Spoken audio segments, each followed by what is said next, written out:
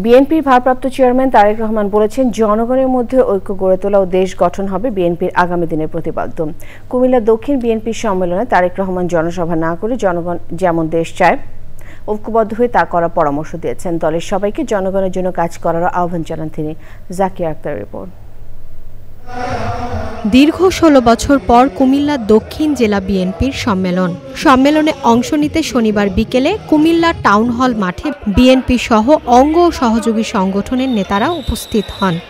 সম্মেলনে বিএনপির নেতারা বলেন, ধর্ম নিয়ে যারা রাজনীতিতে বিভক্ত করতে চায় তাদেরকে রাজনৈতিকভাবে মোকাবেলা করা হবে। ভার্চুয়ালি যুক্ত হয়ে দলের ভারপ্রাপ্ত চেয়ারম্যান তারেক রহমান নেতাকর্মীদের উদ্দেশ্যে বলেন, সভা সম্মেলনের সময় নষ্ট না করে জনগণের ঘরে ঘরে যেতে হবে। এইরকম মিটিং করে করে জনগণের কাছে গেলে চলবে না।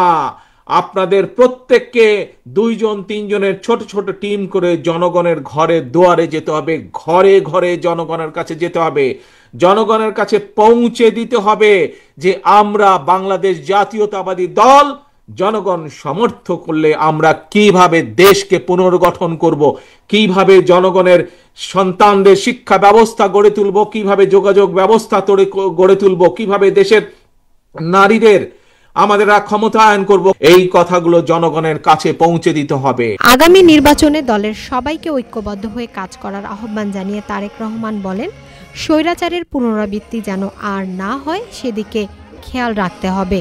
দেশকে যদি গঠন করতে হয় আমাদেরকে ঐক্যবদ্ধ হতে হবে। ঐক্যবদ্ধ হবার আমাদের আর কোনো বিকল্প নাই।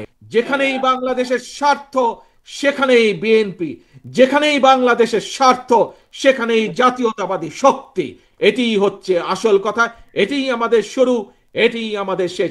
কুমিল্লা দক্ষিণ জেলা বিএনপি সুশৃঙ্খল হয়ে আরও শক্তিশালী হয়ে কাজ করবে এমন আশা ব্যক্ত করেন তারেক রহমান। Zakia Akter, channel I.